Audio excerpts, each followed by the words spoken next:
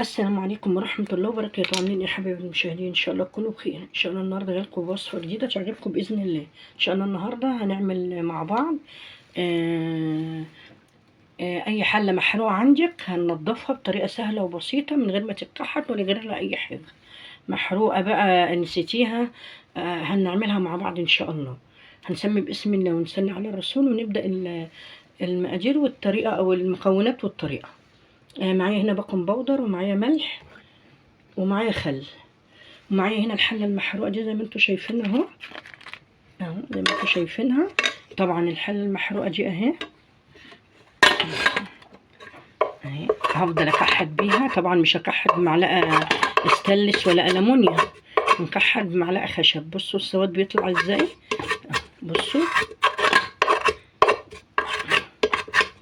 اهو، شايفينه اهو. طبعا انا هرمي عليه الملح الاول. انا هبطنها كلها بالملح زي ما انتم شايفين كده اهو اهو، زي ما انتم شايفين. طبعا هنوزع الملح كله على الحتت المحروقه وهسيبها شويه. هنسيبها حبه كده وارجع لكم تاني. رجعت لكم تاني اهو. ادي الملح شايفينه، بصوا السواد مع الملح طلع ازاي. اللي جوه ده الابيض ده كله ده ملح. طبعا انا هشطفه واحط ملح تاني وارجع لكم. انا حبيت اوريكم السواد اهو اللي طالع. هرميه وهشطف الحله وارجع لكم اهو يا جماعه. بصوا ما شاء الله نكفت شويه اهي. طبعا هرمي بقى ايه ملح تاني وهوريها لكم اهو. هنحط ملح كده اهو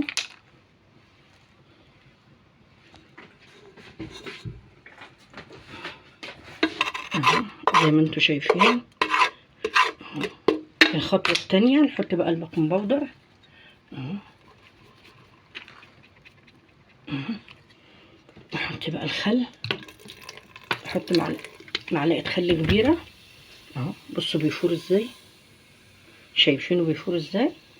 بصوا ايه رايكم اهو. كل الفوران ده بقى ينزل السواد بقى اللي في الحله اهو. ما شاء الله بصوا اهو. بصوا بتفور ازاي اللي جنبه كله اهي. ما شاء الله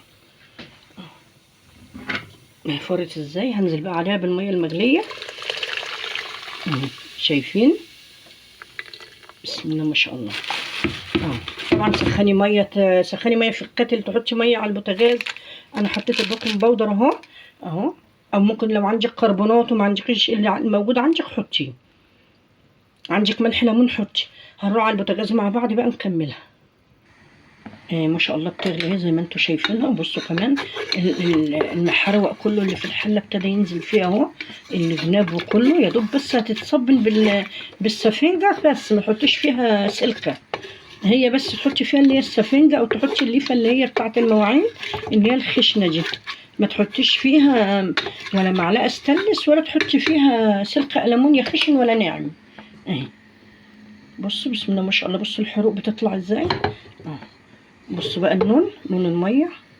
بصوا لون الميه عامل ازاي غير اللي انا وريته لكم الاول اهو. كل ما بتقعد اهو البيكنج باودر مع الملح مع الخل ما شاء الله بيتفاعل كله مع بعضه اهو. بصوا اللون. طبعا لما تخلق بعد ما تغلي هديها غلوتين 3 كده، وهمسكها بقى صبنها حلو بالسفنجه او بالليفه، يعني هتطلع حلوه معاكم قوي.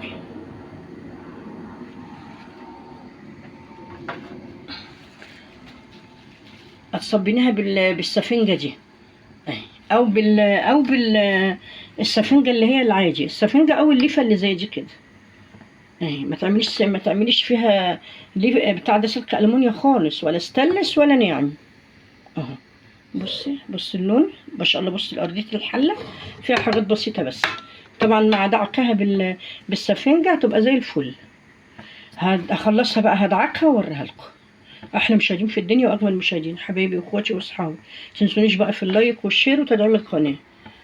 احلى مشاهدين في الدنيا واجمل مشاهدين. اي حله محروقه عندك هتعمليها نفس النظام. عندك حله سيراميك، عندك حله تيفال، عندك حله ألمونيا، عندك اي نوع حلل، لو عندك صاج حتى هتعملي كده برضه ولو الصاج كمان تحطي له بقى الصاج الابيض ده، تعملوا شويه كلور، قرور ابيض. لكن لو عندك الصاج اللي هو متطعم بالتيفال اللي هو طالع اليومين دول، طبعا بتعمليه زي ما انا عملت كده. طبعا هخلصها خالص وهرجع لكم. طبعا حطاه في الحروق زي ما انتم شايفين. طبعا حاطه السفنجة عشان الميه طبعا سخنه مولعه، وطبعا نخلي مع البيكنج باودر زي ما انتم شايفين اهو. بعملها، بصوا بعملها ازاي. تعالي بقى اقلب السفنجة او الليفه اهي اهي. بصوا اللون بتاع الليفه والسفنجة اهي. طبعا كل ده هيطلع بعد كده هتتصبن، والليفه تبقى زي الفل برضو. حتى لو اترمت مش مشكله، انت اشتريتي الحله بالليفه اللي انت بتنضفي بيها دي اهي. ايه رايكم؟ اهي هكملها بقى وارجع لكم. اهي الليفه اللي زي ما بقول لك زي دي، بس لسه ما فتحتهاش. طبعا بعد ما هعمل بدي هتترمي، وهفتح دي بقى المواعين اللي هي اللي هتطلع الجديده. بصوا ارضيه الحله من ورا عامله ازاي. بصوا برضو همسكه بقى، بس ده بقى هعمله بالستانلس، بالليفه الخشنه او بسلك المونيا اهو. ايه رايكم بقى؟ طبعا دي بتبقى اسهل حاجه، الارضيه الحله دي اسهل حاجه اللي من ورا القاعده بتاعتها. بصوا بتنضف على طول. هوريكم بقى التانية اهي ما شاء الله. بصوا الحله بقت زي الفل ازاي اهي، ما فيهاش اي حاجه قشطه اهي. هي الكاميرا بس اللي ظلماها، لكن بصوا الحله نضيفه ازاي. وبصوا الجناب اللي كانت محروقه، بصوا الجناب ما شاء الله كلها بقت زي الفل اهي ما شاء الله عليها. انا كده خلصتها، انا خلصتها خالص اهي. بسم الله ما شاء الله غسلتها اهي. بصوا وكمان نشفتها لان الميه كانت بتخليها زي ما تكون لسه محروقه اهي. بصوا الجناب ما شاء الله. بصوا الجناب عامله ازاي يا جماعه. والله كانت يعني شكلها كده كانت توجع القلب. يعني الواحد كان هي ممكن ترميها او ترميها اهي. بقت قشطه اهي، مش هتستغني عنها. حله تيفال جميله جامده، مش هتلاقي نفس الخامه دي اهي. عندك اي حله بقى زي دي اعملي زي ما قلت لك اهي، بالبيكنج باودر بمعلقه ملح، معلقه خل اهو زي الفل. تنضفي معلقه خشب، ما تنضفيش معلقه ستانلس زي ما قلت لك. يا رب الفيديو عجبكم الفيديو اشتركوا في القناه ودعموه، دوسوا على الجرس عشان يوصل لكم كل جديد. احلى مشاهدين في الدنيا واجمل مشاهدين، حبايبي واخواتي وصحابي. اشوفكم في فيديو جديد ان شاء الله على خير.